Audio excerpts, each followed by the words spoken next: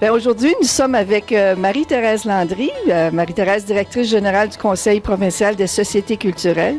Bonjour. Bonjour. Vous avez une belle journée d'organiser ici concernant les différentes sociétés culturelles qui se rassemblent pour un projet commun en aménagement culturel du territoire. Parlez-moi de ça. OK. Alors ça, c'est un projet qu'on a initié il y a 2 ans. On a travaillé avec 3 régions au Nouveau-Brunswick. 3 grandes régions. Je devrais appeler ça en fait des supra-régions parce que c'est une région pour nous, c'est 4-5 villages qui travaillent ensemble. Une société culturelle regroupe souvent 4 ou 5 villages ou municipalités et certaines villes. Puis, en fait, ça, c'est des territoires comme d'appartenance parce que les sociétés culturelles sont établies sur le territoire depuis plusieurs années. Maintenant, ce qu'on a fait, c'est que nous, on a des ressources limitées. On a voulu créer des tables de concertation.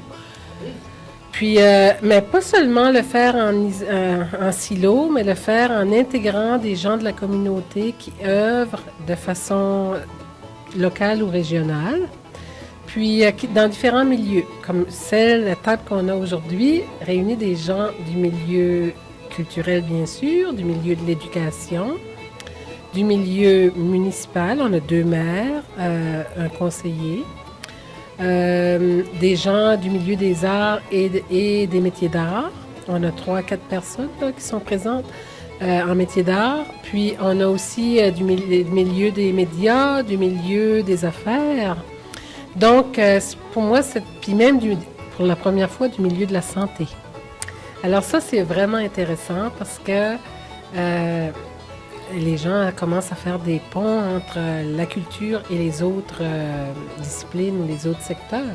On voit beaucoup d'échanges, hein? On voit du dynamisme et puis on veut, d'ailleurs, on rencontre plusieurs, je dirais pas problèmes, mais des difficultés communes. Est-ce que vous pouvez nous en parler?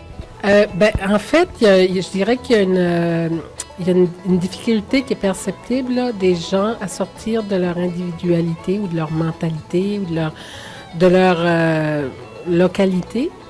Mais ils sont conscients, par contre, qu'un des enjeux, c'est justement de refléter à plus grand. Puis surtout qu'on est ici maintenant dans la région d'accueil du prochain Congrès mondial acadien en 2014. Mais il y a un dynamisme quand même effarant, là, parce qu'il y a de l'originalité dans de la complémentarité dans ce qui est offert, sauf que les gens n'ont comme pas réalisé ça. Mais si vous regardez la région comme telle, il y a le territoire, on a une région qui est plus forestière, on a une région qui est plus de services, là, la région du Restigouche. On a une région qui est plus agroéconomique ici vers Grand-Sault. Dans la région de Edmundston, c'est vraiment plus... c'est une ville institutionnelle, hein. Il y a de l'université, le collège communautaire, mais aussi les hôpitaux et tout ça.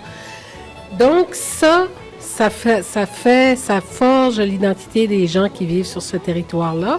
Mais quand ils se rencontrent ensemble, si on se met à penser collectivement, plutôt qu'individuellement, ça risque de donner un résultat intéressant. Mais en autant qu'on soit ouvert, qu'on soit capable d'amorcer un dialogue, puis de continuer aussi... en fait, la démarche d'aménagement culturel, c'est ça. Ça commence d'abord, c'est un milieu qui vient de la base, qui se perpétue grâce justement, qui peut prendre de l'ampleur justement grâce à la concertation, à l'écoute, à l'échange. Si ça a contribué à solidifier le tissu social de nos communautés, il y a de plus fortes chances que les communautés soient en mesure de se remettre d'aplomb. Merci Marie-Thérèse. J'espère que ça explique bien parce que c'est tellement... dans le fond, on pourrait le dire autrement, ce qu'on fait, c'est du développement culturel, mais concerté. Très bien. Merci beaucoup.